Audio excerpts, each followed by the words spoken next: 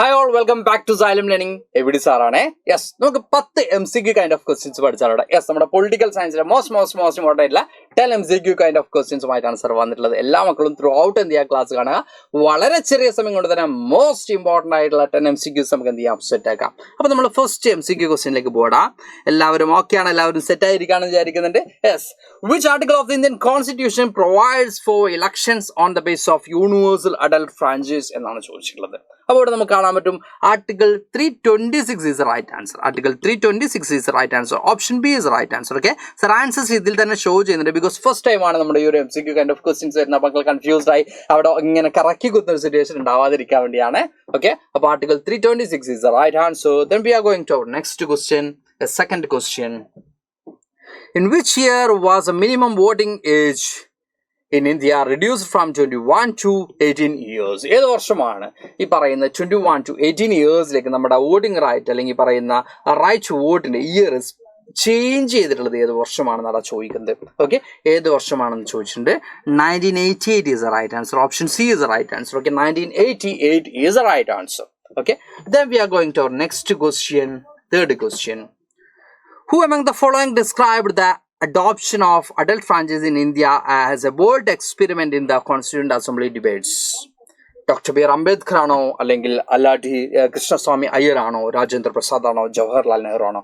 Option B is right answer. Alladi Krishnaswami അയ്യറാണ് ഈ ഒരു സ്റ്റേറ്റ്മെന്റ് വോട്ട് വെച്ചിട്ടുള്ളത് നമുക്ക് കാണാൻ പറ്റും. Then we are going to our fourth question. Which body is responsible for organizing free and fair election? Free and fair ആയിട്ടുള്ള election conduct ചെയ്യേണ്ട responsibility ഏത് അതോറിറ്റിക്കാണ്, ഏത് ബോഡിക്കാണെന്നാണ്? പാർലമെന്റ് ഓഫ് ഇന്ത്യ ആണോ, സുപ്രീം കോർട്ട് ഓഫ് ഇന്ത്യ ആണോ, Election Commission of India ആണോ, state government ആണോ? Option C is the right answer. Election Commission of India is responsible അല്ലെ. ഇലക്ഷൻ കമ്മീഷൻ ഓഫ് ഇന്ത്യ ആണ് നമുക്കിവിടെ കാണാൻ പറ്റുന്നത്. Next question, what does the term universal adult franchise mean in the Indian context? Indian context li parayna universal adult franchise ennundi endana uddeshikkunnathu? Only literate citizen above 18 years can vote aano, അല്ലെങ്കിൽ every adult citizen above 18 years has one vote and equal value ആണോ, അല്ലെങ്കിൽ citizen above 21 years can vote if they pay taxes ആണോ, only men above 18 years can vote ആണോ? അപ്പോൾ option B is right answer. എന്താണ്, എല്ലാ 18 വയസ്സായ ആളുകൾക്കും അല്ലെ ഒരേ വോട്ടാണ്, എല്ലാ ആളുകളുടെ വോട്ടിനും ഈക്വൽ വാല്യൂ ആണ് എന്നുള്ളതാണ് റിയാലിറ്റി. ഓക്കെ, ദെൻ നമ്മുടെ അടുത്ത ക്വസ്റ്റ്യനിലേക്ക് പോവാം, സിക്സ്ത് ക്വസ്റ്റ്യനിലേക്ക് പോവാം.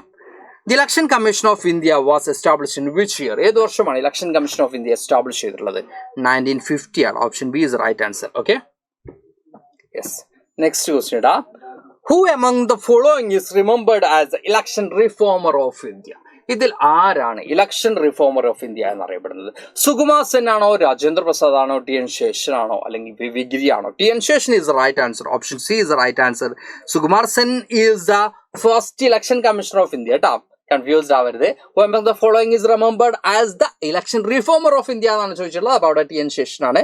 ഇനി first election commissioner of India എന്ന് ചോദിക്കുകയാണെങ്കിൽ അവിടെ ആരാടാ? Sukumar Sen is the right answer. ഓക്കെ, അപ്പോൾ ഇവിടെ നമ്മുടെ എന്താ പറയാ റിഫോമർ ആണ് ചോദിച്ചിട്ടുള്ളത്. നമുക്ക് കൃത്യമായിട്ട് എന്ത് ചെയ്യാൻ നോട്ട് ചെയ്ത് പോണേ. Next question, what system is used for electing members to Rajya Sabha? രാജ്യസഭയിലേക്ക് മെമ്പേഴ്സിനെ ഇലക്ട് ചെയ്യുന്ന ഏത് സിസ്റ്റമാണ്? ഫസ്റ്റ് പാസ്റ്റ് പോസ്റ്റ് സിസ്റ്റം ആണോ, അല്ലെങ്കിൽ ഈ പറയുന്ന രീതിയിൽ നമുക്ക് കാണാൻ പറ്റുന്നത് എന്താടാ? സിംഗിൾ ട്രാൻസ്ഫറബിൾ വോട്ട് സിസ്റ്റം ആണോ, ഡയറക്റ്റ് ഇലക്ഷൻ സിസ്റ്റം ആണോ, അല്ലെങ്കിൽ സിംഗിൾ ട്രാൻസ്ഫറബിൾ വോട്ടിംഗ് സിസ്റ്റം ആണോ, അല്ലെങ്കിൽ പ്രൊപ്പോർഷണൽ റെപ്രസെന്റേഷൻ ആണോ? ഏത് സിസ്റ്റമാണ് നമ്മൾ ഈ പറയുന്ന രീതിയിൽ എന്താണ് നമ്മുടെ രാജ്യസഭയിലേക്ക് മെമ്പേഴ്സിനെ ഇലക്ട് ചെയ്യാൻ യൂസ് ചെയ്യുന്നത്? ഇതിൽ ഏത് സിസ്റ്റം ആണെന്നാണ് ചോദിച്ചിട്ടുള്ളത്? ഓക്കെ, യെസ്, നമുക്ക് ആൻസർ പറയാം. ഏത് സിസ്റ്റം ആടാ? യെസ്, നമുക്ക് ഇവിടെ കാണാൻ പറ്റുന്നത് സിംഗിൾ ട്രാൻസ്ഫറബിൾ വോട്ട് സിസ്റ്റം ആണ് നമുക്ക് കാണാൻ പറ്റുന്നത്. Then we are going to our ninth question. Which of the following groups does not participate in the election of the President of India? Nominated members of Rajya Sabha ആണ് അവിടെ. Option C is the right answer. Okay, option C is the right answer. Then we are going to our last question.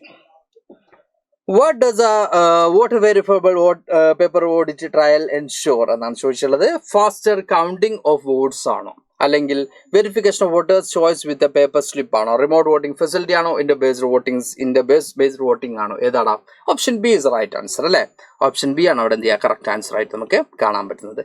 Okay, അപ്പോൾ most important ആയിട്ടുള്ള 10 questions ആണ് നമ്മൾ universal adult franchise എന്നുള്ള ചാപ്റ്ററുമായിട്ട് ബന്ധപ്പെട്ട 10 questions ആണ് നമ്മളിപ്പോൾ വിത്തിൻ 5 minutes ചെയ്തിട്ടുള്ളത്, discuss ചെയ്തിട്ടുള്ളത്. അതുപോലെ തന്നെ ഇതുപോലെ മോസ്റ്റ് ഇമ്പോർട്ടൻ്റ് ആയിട്ടുള്ള ഏരിയാസും അതർ കൈൻഡ് ഓഫ് ക്വസ്റ്റ്യൻസുമായിട്ട് ഇനി ഞാൻ വരുന്നതാണ്. അപ്പോൾ തൽക്കാലം ഈ സെഷൻ വൈൻഡ് അപ്പ് ചെയ്യാണ്. Yes, thank you all, by.